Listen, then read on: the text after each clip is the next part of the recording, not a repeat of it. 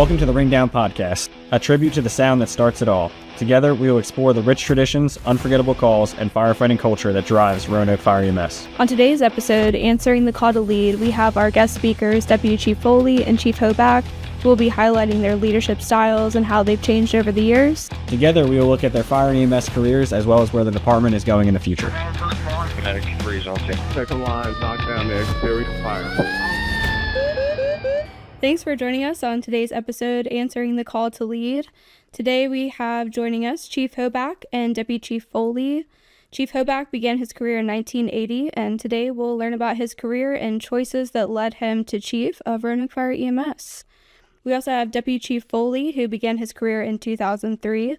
He has worked both the north and south sides of the city, both as a firefighter and rescue supervisor. Thank you guys for joining us today. Thank you.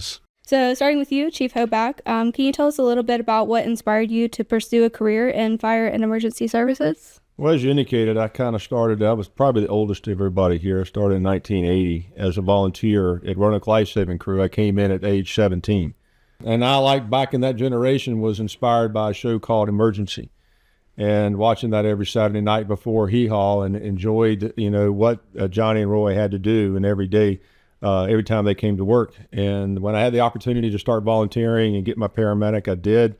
I did that through the 1980s, early 1980s. In 1985, the city started their first paid paramedic program and got on as one of the first ones hired there. And from there, it just kind of grew. So it's been a great career. The city of Roanoke has been great to me, and this is my only full-time job I've ever had. Learned a lot, grown a lot, matured a lot, but it's all because of the people who've been around me. What about you, Chief Foley? For me, I didn't know a lot about fire EMS, obviously growing up. I actually went to college for something totally different. My story is I was driving down the road, Cave Spring area, looked up, saw this sign that said, "Hey, come volunteer." And the rest is history from there. Just like most people that volunteer and started, they get that bug and itch and they just want to start. So that's how I started in fire EMS. Can you guys share a little bit about your early days in the department? So with you guys coming in at different times, just kind of the difference in that and how that tradition has still been alive in the firehouse today, and then talk about some of the ways that it's changed in today's. So for me, I came in post-merger. It was 2003. The merger was still there, so there were still, fire EMS was kind of combining.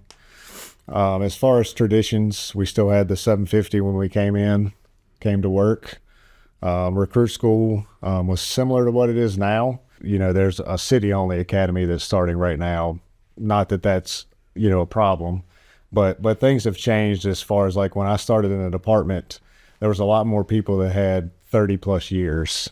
Now people seem to get their seniority, they get their rule, and then they move on to other jobs. I don't think that has anything to do with the department itself. It's just the changing and how people work and what they want to do. People want to come in, do the job, and then they want to, enjoy life, enjoy retirement. As far as the job for me, I've loved it from day one. I haven't seen a lot of change. EMS call volume has went up, but call volume has went up fire as well. Call volume's changed, but if you look at any organization, that's what happened. Chief Foley talked about the merger, and he was post-merger. Mm-hmm. I believe you were pre-merger. Long before pre-merger, yes. Yeah. Can you explain what the merger is to people that don't know about it? Yeah, when I came in, we were, again, the system was all volunteer, and it was Roanoke Life Saving Crew, Hunt Life Saving Crew, and then Williamson Road. At that point in time, Williamson Road Life Saving Crew was based out of Fire Station 2 on Noble Avenue. They had a squad or a crash truck and an ambulance over there. And over the course of the years in the early 80s, they really lost a lot of their ALS support or paramedics, and so the paid paramedic program came into being. And then when we got hired as a paid paramedic, we were stationed at one of those stations in the city because of service delivery, put an old gas station out northwest off of the 24th and Orange, or 24th and Melrose, and that was a station. And it really was not much of a station, but there we had a volunteer that drove us around on calls, and at all four stations, and that's how our system started. A lot of times we would go out by ourselves, and we didn't have anybody with us, just a paramedic on an ambulance, and somebody else would have to come meet us because that's just the way things were back then. And as we started maturing out as an EMS agency and understanding the fire service and EMS were kind of needed to be blended a little bit, 1989, we started the first fire department first responder program, trained about 24 firefighters to the level of EMT at Station 4 and 11, and they began running EMS first response for the first time in the fire department's history. Because back then, the fire department didn't even run vehicle accidents. They didn't run CPR calls. They didn't run entrapments. They didn't run anything other than fires and hazardous materials. So as we grew and understand what the value was of putting the two departments together, under new leadership in 1995, Jim Grigsby was the new chief, followed in behind Chief Quarles, and we started putting the two departments together. That was a challenge, bringing two cultures together, bringing two different philosophies together, two understandings of what job needed to be done together. And over the course of the years, we had a lot of attrition in the fire department, a lot of attrition in the EMS side because of different beliefs and different philosophies. Ultimately, as we moved into the year 2000, we really started developing a really good, solid fire EMS department. And it really grew from there. Bringing new people in, such as Chief Foley and the people who came in somewhat behind that, really helped us to grow as an organization and to where we are today. And I've been through and been involved in some other mergers of fire EMS, and I will tell you the fire EMS merger in the city of Roanoke was much less painful than it was in some other communities across Virginia that are still struggling with, and even though it's been 20 years or 30 years. And I think now today we have an outstanding department, and we've grown to where we really understand what needs to be done for our community. And we got great leadership, we got great workforce, and that means the world. That must be difficult, like you said, bringing the two traditions and kind of mindsets of EMS and fire together. And it's cool to see that we're seeing such a benefit from that now for the city of Roanoke. Can you guys share a little bit about some of the most rewarding moments in your career? And I know you guys have been here for a while, so things are changing at home. You know, you're growing your families at home while you're also responding to new calls and new changes in the city of Roanoke in response to the city of Roanoke. I think there's a lot. I mean, you say 2003, I still consider myself young in the fire service. But I mean, I can think back on several calls, those people's lives that you've touched. Maybe you ran a code, made a code save, or maybe you had childbirth. We go on fires. Those aren't, happy things. But in the end, watching the fire department pull together, maybe help a family out. I know we had a fire at Christmas one time where the shift came together and kind of bought gifts for that family. So that was pretty cool. And I guess that's the rewarding thing for me is to see that, that brotherhood, sisterhood is still alive. It might not be there every day, but if somebody needs it, it's there. And I think that goes back to that tradition thing that I kind of missed out on, was that's still alive and well. Might not seem like it's there, but if somebody needs it, it happens. And the other rewarding thing for me is just watching people that, that came with me in recruit school get promoted, and then people that came after me, like the firefighters. I think that's a big thing, is just watching people grow in their career. Where were you at in your family life whenever you first started in fire EMS? And then how has your family grown too since then, with having the 24-hour shifts, being on call for holidays and things like that? So interesting enough, I would have never met my wife if I didn't work for the fire department. We met her. So traditionally in the fire department, we go get our meals. At the time, she worked at a grocery store that we shopped at. I met her there. Then we ended up getting married, have 2 kids and a grandkid. So she knew from the start that I was on the 24-hour shifts. Her adjustment was when I went back to working Monday through Friday, 40 hours. So that's when everything changed, because she was used to having her break. I'd be gone for 24 hours. So she kind of considered that her alone time. I think it works out better now, 40 hours. My kids were kind of used to it. They get used to that, me being gone. Holidays, we overcome and over adapt. If we're work Christmas, then Christmas Eve. Santa comes a day early or he comes a day late. Birthdays, you kind of adjust those as well. But For me, I was fortunate that, everything started after the fire department, so they were kind of used to the 24 hours. The kids got used to me not being there every day. But you do get a lot of time off. I think you get, those 24-hour shifts obeyed you a lot of time off. You work approximately 9 days a month. You're there with your work family as well, so it's not important. You don't want to forget about that as well, because your family doesn't really just grow by your marriage and all that stuff. You gain like 270 other friends that you never knew you had.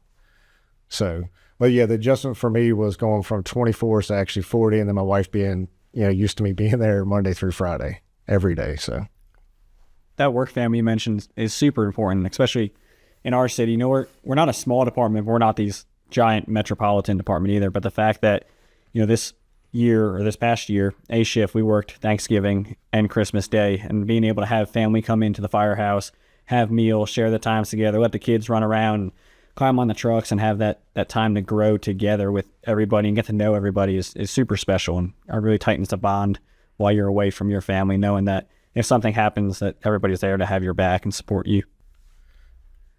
And I kind of agree with what Chief Foley indicated, and I come back a little different than he as it relates. And when I first started and actually came in from the field to administration, I actually had my first daughter.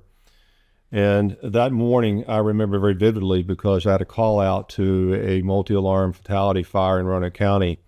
My wife was in labor, and I was going to Shenandoah Homes, where we had some people that had perished, and the county needed our help.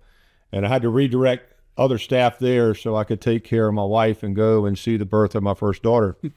But it's amazing that, you remember those things. And while that was a bad situation, it was a great day for me to see my new daughter, my first daughter, being born. And I wasn't quite as ethical as Chief Foley was in meeting my wife. We both met our wife in my profession, but I picked her up on a call.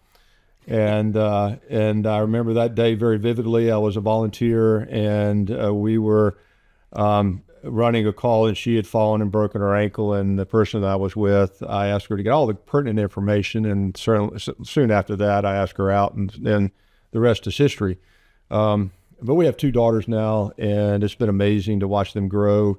That's been a really highlight of my life. But from my career perspective, seeing the organization grow from two separate departments that at one point in time were, for the most part, very unhappy with one another, to see the camaraderie and now everybody jumping in and helping and doing what needs to be done to get the job done. It is amazing to see how this organization has matured out and to where we are today, and the service that we provide to our citizens. I've delivered babies, I've resuscitated people from cardiac arrest. I've done a lot of things, but the most rewarding thing that I think for me is just to see the people grow. And then not only that is to meet the people in the community that we serve. And then when they go up to them, they know you by name and they thank you because they know what we do every day, and they appreciate what this organization does for our community. And that's very enriching for me.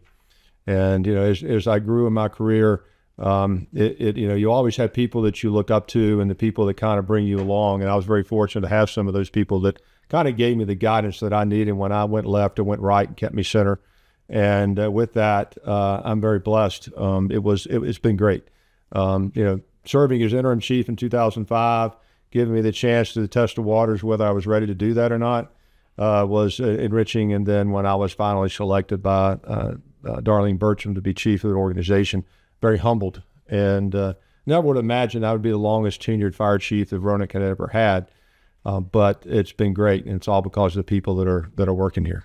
Over the course of a career, you develop a leadership style, right? So who are some of the mentors that you had coming up, and how did they affect your style and build your leadership style that you practice today? Well, a couple of them, and one was probably Chip Sneed. He was assistant city manager. And as I came in as a new person in administration, he taught me a lot, but the most important thing he taught me to do was listen.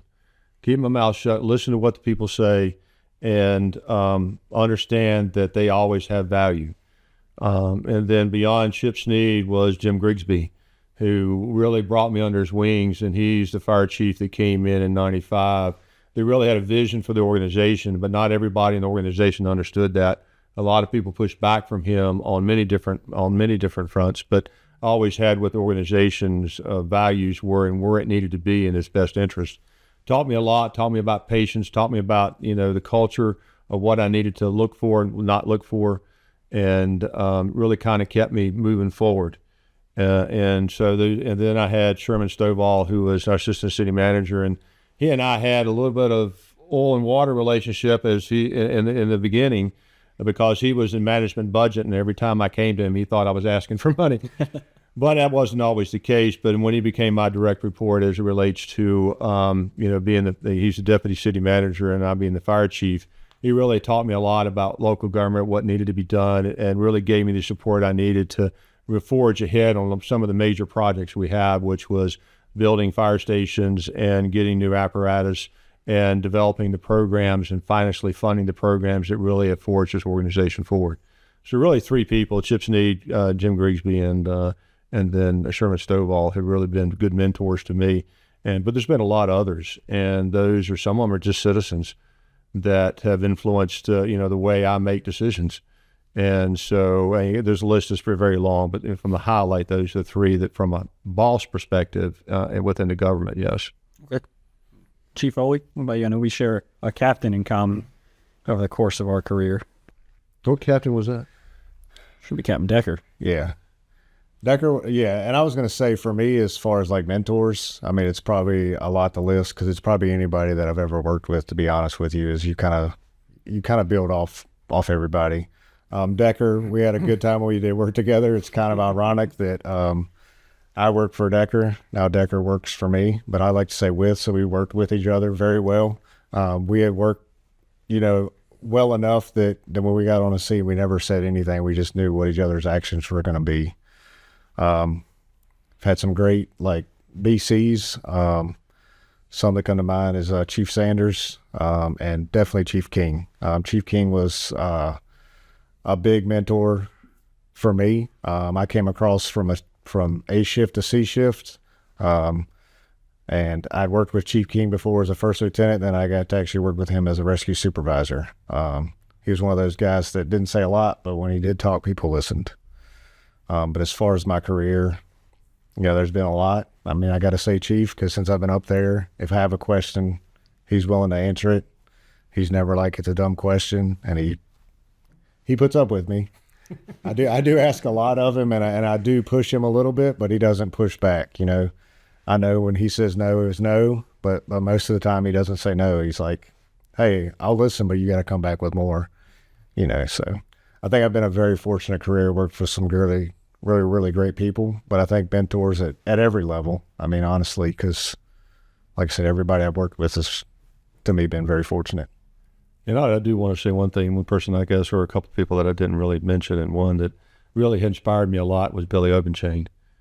And Billy Obenchain passed away shortly after I became chief, and he was a battalion chief on the north side, and there's nothing better, no one person better as far as understanding what needs to be done than Billy Obenchain. And even though I was his chief and he was a battalion chief, we never felt that way when we were in the room together. And he never held back about telling me anything that he felt needed to be done, and I never held back of listening to him. And between him and you had Jim Patton and a couple others that are just wonderful people, Johnny Johnson, and those were big influencers on me that really kind of helped in an indirect way kind of guide me where I needed to be, because they gave me the support I needed from the men to do what I needed to do as a leader in the organization. Because I came in, which is much different than most. I didn't come through the recruit school. I came in a merger.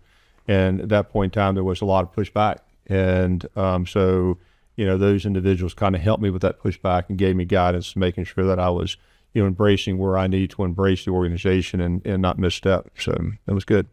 It's got to be really cool for you as well now, watching, Zach come up, through the department now, being a captain, following, in his dad's footsteps. Yeah, seeing Zach getting promoted and seeing Zach hiring Zach in and seeing where he is today, it is amazing. And good friends with his mom, good friends with Zach, and it's amazing how things, you just develop those relationships. And I didn't even know the Obenstein family long before I got here, but yet they're really good friends of mine now, and have been through the tragic moments that they had to endure. But it has inspired me. Well, thanks for sharing that. I think one of the biggest pieces of advice that I continue to hear in the fire service is just be a lifelong learner. You guys are very open to learning throughout, and then always listening to what each other has to say. So that's awesome, seeing that be done at a leadership level as well in our department. Could you guys share with us a little bit how the department has evolved to meet the needs of the community? I know we have new Station 2 coming up. We have Station 7 that's pretty new as well. Just looking at some of the needs of the city of Roanoke and how Roanoke Fire-EMS is growing to meet those needs. I'll take first shot at this and let Chief Foley answer that. And that really is the foundation of what our organization is built on. And that is understanding our community, understanding where our needs are, where our risks are, where our hazards are, making sure that we have services equitable throughout our community. And a lot of that's driven by our accreditation standards about, looking at ourselves inwardly and understanding that we don't want to be stagnant from one year to the next. But over the course of, the 2000, we became accredited to where we are today. Every year we grow. Every year we understand that we have differences of philosophies that need to be addressed as it relates to how we provide service, and we grow on that every year. Accreditation sets the benchmark and industry standard of where we need to be, but it's not accreditation that makes it happen. It's the people that are out there running every day and night that meet the needs of our community that a lot of time give us the desire, give us the ideas of how to get things changed. Kind of like when we came through COVID. It wasn't upstairs that made a lot of those decisions. It was the people downstairs that rolled the sleeves up and says, how do we make this work? And it was amazing. And Andy and Chief Foley was a part of that. We rolled our sleeves up and I just sat there and I said, okay, because at that point in time, my leadership philosophy is I'm an enabler. I look for good people that have the knowledge and the expertise and the passions to do and move the organization forward. And all I do is give them the right information. And like Chief Foley, I give him a lot of money and he moves the organization forward. But, as you start looking at where we were then to where we are today, it is night and day. Now we have less stations, yes, but we have the same amount of people and roughly we're 3 engines shorter, but we're still meeting the needs of our community. And we are doing what needs to be done for our community. And I can tell you, there's not a year it hasn't gone by that we haven't met performance standards.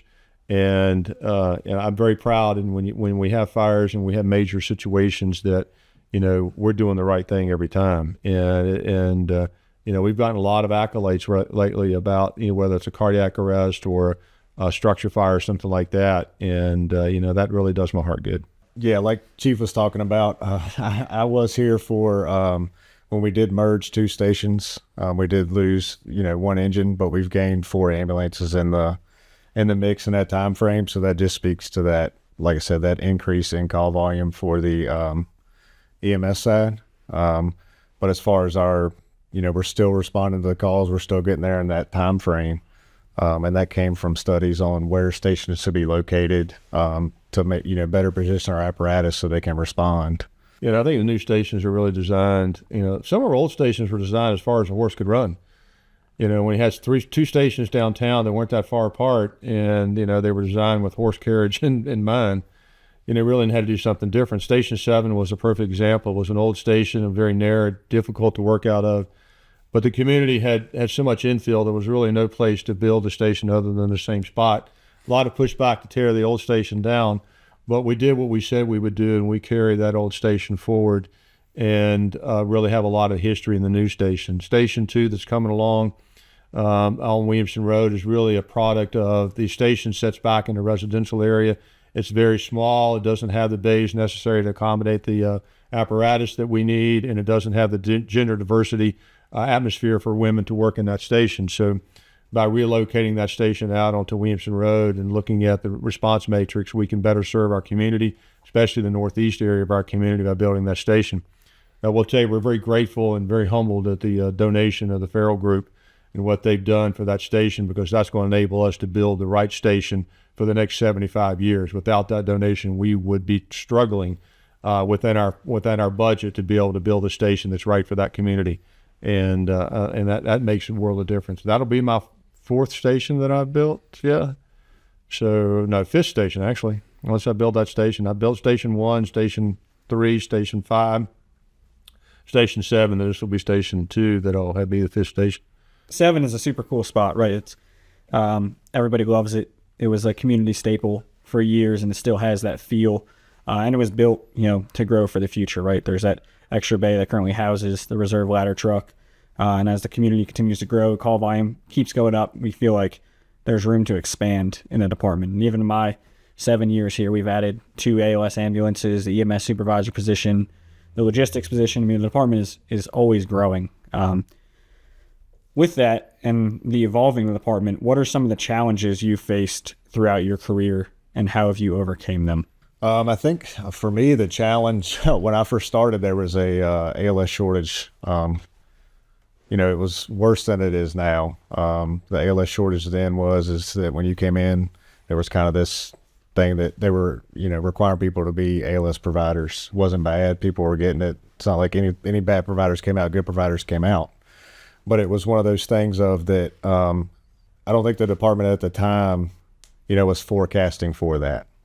Because I think that was, like I said, it was kind of close to the merger. 8 years in, they really didn't know what they needed for that.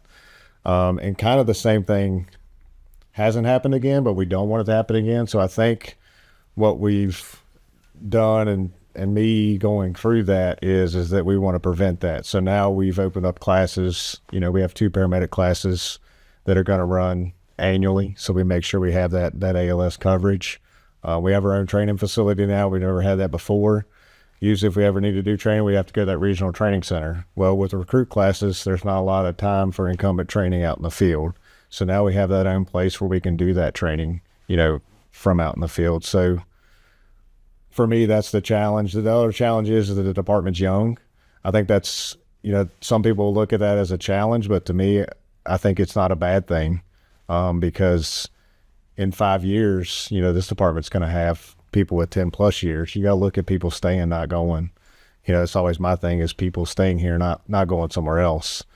So in 5 years, this department's going to have a lot of senior people that really know what's going on. Not that these 5-year people don't know what's going on, but the more tenured you are, the more you stay in the city, you run the city way. It can only get better. I think we also have a really strong core of young officers in the department currently that are, in my opinion, being a younger fireman, just go-getters, right? Guys that are out there, they're training all the time. They're pushing, the agenda that this is an aggressive and good department. And we are, in my opinion, the big dogs of Southwest Virginia. And, we have the atmosphere and the guys that want to drive that. And that's important, I think, as we move forward with that transition from young to old and taking that knowledge and moving it forward, but not, forgetting the old guys that we do have that have so much to give in these last couple of years in their department and try and get all of that out of them.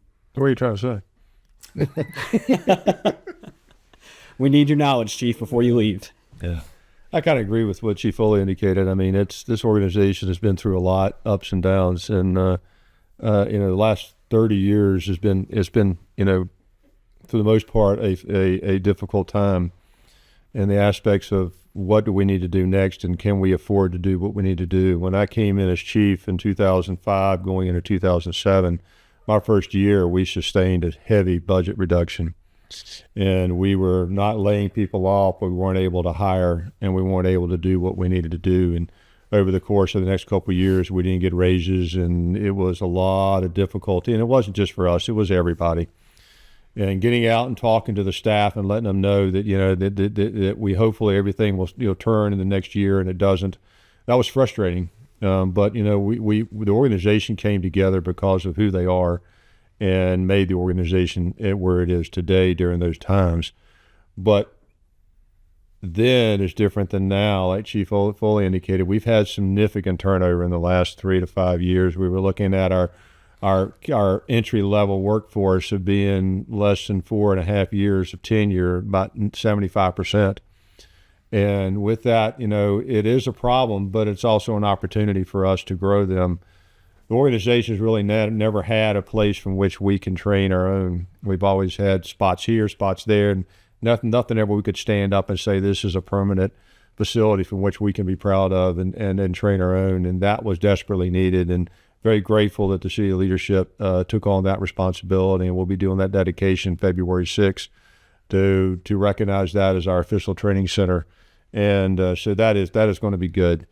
And then over the next, but the other challenge and opportunities are going to really be seen is over the next couple of years as we start going through some more attrition rates, and then seeing the other people who's willing to step up and be the next captain, first lieutenant, next paramedic, to lead this organization to the next 20 years. And I think there's a lot of opportunity there. We're hiring some good people. Like Chief Foley said, when we do interviews, what really enriches me is the fact that the people coming in said, the only reason I'm here is because the people that work here say it's the best job in the world. And that's what they're saying. And when they come in for the interview, that's what they're saying. And so they must be, I'm not going to say I must be doing something right. I'm going to say we or they must be doing something right. Because if that's what's going on, then we've got a fantastic organization. And that is really good. So I know we've talked about a lot of exciting things and how the department is kind of like growing and changing to meet the needs of the community. Within the next 5 years, what goal are you guys most excited to reach or to see happen in the department? The next 3 to 5 years are going to be ones that I think of opportunities going to lend itself for us to maybe change some things. And what those changes are, I don't know yet. With attrition comes opportunity for different thought processes and different mindsets. And I think that is going to be a good thing for the organization. I think it's going to be healthy. But on the backside of that, I think we're going to lose a lot of experience as it relates to the stuff that we do day in and day out. And how do we carry that forward? I always look at the positives of everything, and I think the next 3 to 5 years are going to be good. Everybody talks about people leaving. Well, people are going to leave, but that we should be happy about that people get to that point in their career where they can leave, they can be healthy. But the challenge is making sure we're prepared for that. And it's always like, don't procrastinate, always plan. And I think we have that plan in place. So we have that new training center. We're doing what I think we need to do to get us to where we need to be. We just have to make sure we keep up with that. Obviously, that takes support not only from us, from people in the field as well. And I think we have that because, like Casey's saying, we have a lot of young people that are motivated. You come see these younger guys and girls, and they're always smiling. They're happy. They're ready to go. They want to run calls. It's not like they don't want to just sit there and clean the station and train. They want to do clean the station, train, and run calls. Not that calls are good. We don't want an elevated call volume, but we have people that want to work, and that's what's important. Is that those people want to do things. Right, it's that sense of, calls are going to happen. And if they're going to happen, I want to be there, right? I want to be the one to use the skills that I've been provided and the skills I've acquired over the course of my career to mitigate that problem for the citizens of Roanoke. Because inevitably in a city this big, things are going to happen. So it's nice to have employees that are willing, to do that and want to do that. And that's what we had a fire most recently, and we got there, and I was talking with the new recruits that had just graduated, and he was out there, and he said, "Chief, I couldn't be happier." And it wasn't because of what was going on there; it's because he was able to use his skills that he learned in the recruit school and be a firefighter and do what he needed to do and what he was passionate about. And it was a very intense fire, but for the most part, we saved from once we got there, it didn't get any further on us, and they did a fantastic job there. But, you could see that in not only the older, tenured people, but in the new people coming in and seeing that making a difference is really good. Am I concerned about the future as it relates to what we navigate and how we navigate? Yeah, I think, everybody is, especially when we work for local government and what that's going to look like and what we can afford and not afford to do. But my job is to fight to make sure that we have the opportunities, the resources, and the abilities to move this organization forward. And, that's my job. And all the staff needs to do is continue to do what they're doing. Awesome. And so kind of wrapping up here, reflecting on your career so far from beginning to now, what legacy do you hope to lead, or what is some advice that you would like to carry on after your time with Roanoke Fire-EMS is over? I don't know. I don't look at like leaving a legacy or like think of myself as leaving anything. I think that's up to the people that we work with as they decide what that is. I don't make a decision on that. I see Casey. I mean, that's what I truly think is like whatever I do, and then the people that are left behind said, hey, he did a good job or he didn't. That's not for me to decide. What was the other part that I hope you were saying? What advice do you hope you've passed along during your time at Roanoke Fire-EMS that you hope lives on? I hope lives on. I think the biggest thing for me is that most of the time you see me, I'm in a good mood, and I'm always smiling, and I always want to portray that hey, this is the best job in the world, and no matter what, we can come in and have a good time. We can make this enjoyable. We can learn. We can have good days. We can have bad days. There's days where hey, you did something wrong. You gotta fess up to it, or you gotta face it. But I think the biggest thing for me is, come in, learn, have a good time, and always strive to be better. I mean, to me, it's just learn something every day. Yeah, I'm kind of like Chief Foley. I don't look at it as in a legacy. When I do leave, I don't want the department to even know that I'm gone in aspects, because then maybe I'm not done what I should be doing, because if I leave and things are not right, then there's a problem. And so when I leave, it for me is that the department is just keep on going, and all that momentum and all that energy and all that happiness and all that camaraderie and family is still there and moving forward. And, from a legacy perspective, for me, it's internal. I've just been very blessed to be part of the organization that has been so good to me, good to my family, but also one that I'm very proud of to be an employee of. And it's keep up the good work. And it's, when I leave, that's probably what I'll say. I just keep it up, because that's what it's all about. And I've had fun here. I mean, I think we need to do it more. And I think that there's other people that I think would be really good at this that within an organization that would, carry it forward. So I'm excited, and I can't tell you how much I appreciate and the honor and humble to be the first part of the first group of the podcast. We want to thank you guys for coming, helping us kind of break the ice here and figure it out as we go, and sharing your experiences, where we've been, where we're going, and just spending this afternoon with us trying to get the word out about our department, how great this place is. Yep. To all of our listeners, thank you for tuning in to today's episode, Answering the Call to Lead. Don't forget to subscribe to the Ringdown podcast so you don't miss our next episode. You can also stay up to date with Roanoke Fire-EMS news by following us on Facebook and Instagram at Roanoke Fire-EMS. Until next time, mark us available in-house, ready for the next call. Medic freeze on 10. Second line, knockdown, exterior fire.